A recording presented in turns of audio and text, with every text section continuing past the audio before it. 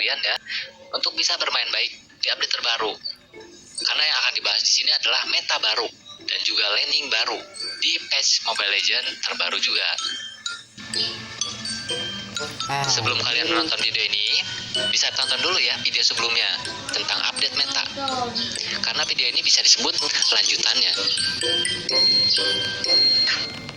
Karena di video ini saya akan menjelaskan kemungkinan meta yang muncul dan hero apa aja yang cocok di lane masing-masing.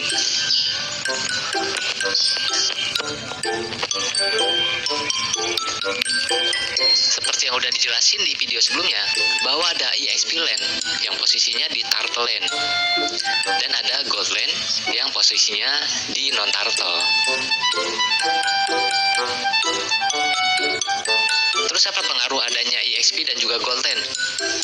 Pasti bakal berpengaruh banget ke meta yang bakal dimainin di season 18.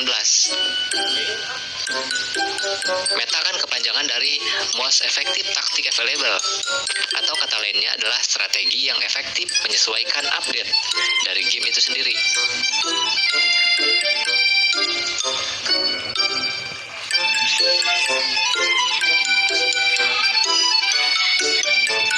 Nah, gold lane itu bakal ngasih wave dengan satu gerobak ya, yang bawa gold ekstra sekitar plus 50%-an selama 7 kali wave minion atau kurang lebih 3,5 menit. Logikanya gold itu berhubungan langsung dengan pembelian item, yang artinya hero-hero yang bergantung sama item cocok banget di lane ini. Hero-hero yang butuh banget item bisa disebut juga hero late game. Karena ketika beberapa item yang dibutuhkan udah jadi, baru dia benar-benar kerasa damage-nya. Nah, yang perlu diketahui adalah hero-hero late game itu nggak cuma role marksman. Adapun dari role lain seperti Zilong, Sun, Argus, Alucard ya, dan lain-lain. Pokoknya simpelnya gini, hero yang butuh item cocok banget disimpan di gold lane. Ini selama early game, atau kurang lebih selama 4 menit pertama. Karena penentuan gold lane dan juga EXP lane tergantung posisi turtle di mana.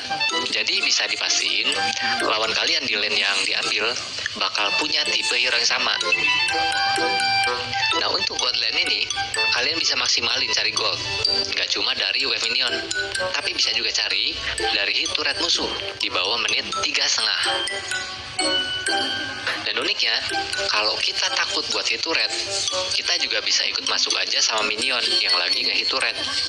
Karena nanti bakal tetap dapat gold dari damage minion, walaupun nanti kita nggak mukulin turret ya. Sehingga ada kemungkinan gold lane ini di awal game nggak akan banyak rotasi, tapi bakal lebih fokus sama 7 wave pertama dan juga nge-hit turret aja. Jadi hero late game itu udah nggak usah capek-capek cari monster jungle. Dapat gold dari wave minion dan juga shield turret aja udah bakal yang cukup buat ke mid game.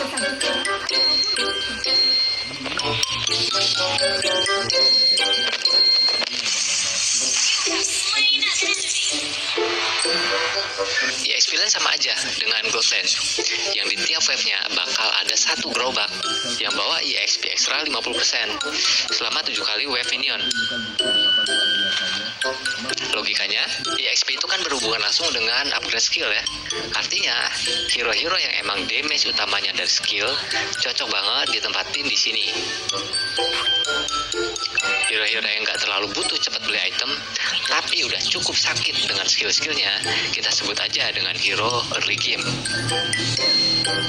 Dan hero early game itu rata-rata dari role fighter, seperti Tamus, Chow, Khalid, yang kemungkinan besar di EXP lane ini bakal jadi tempat ketemunya offlaner versus offlaner. Dan karena lane ini bakal bikin hero level 4 lebih cepat dari biasanya, ada kemungkinan lane ini yang bakal lebih banyak rotasi. Selain buat bantu ganking ke mid laner, bisa juga keliling ke area jungle musuh buat ganggu jungler musuh yang lagi farming monster.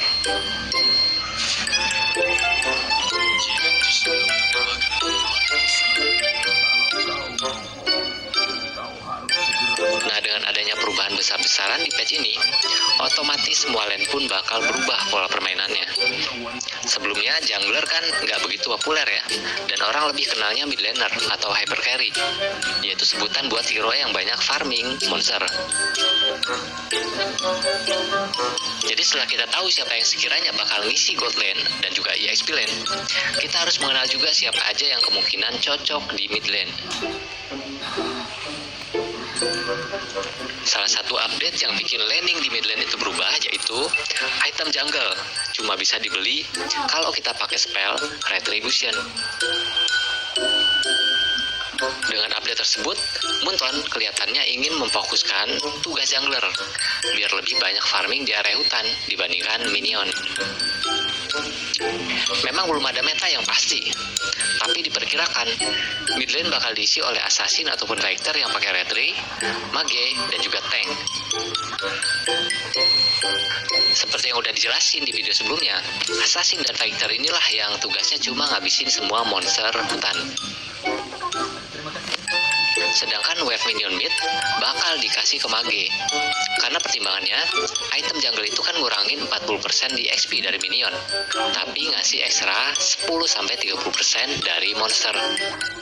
Karena kalau jungler itu ambil minion di mid juga, bakal sedikit rugi di XP. Malah lebih efektif kalau minionnya dikasih ke mage, biar dapat 100% di XP ke mage. Nah, untuk metanya sekarang kemungkinan bakal lebih bervariasi.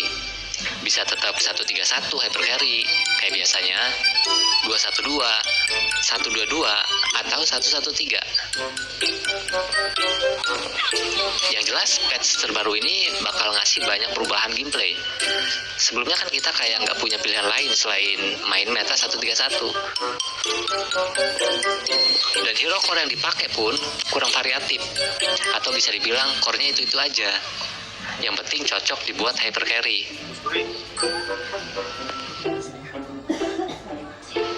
Tapi sekarang hero-hero yang jarang dipakai terutama di Mythic kayak Hanabi, Leslie, Ciritel, Argus, Aldous, dan lainnya lebih punya kesempatan dipakai karena adanya gold lane ini yang bikin hero late game punya kesempatan berkembang sebelum war.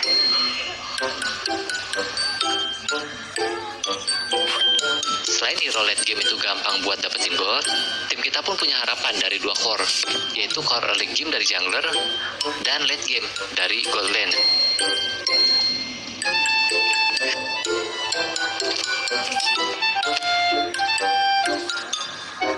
Kurang lebih itulah ya beberapa kemungkinan meta dan juga landing yang bakal berubah karena patch terbaru ini.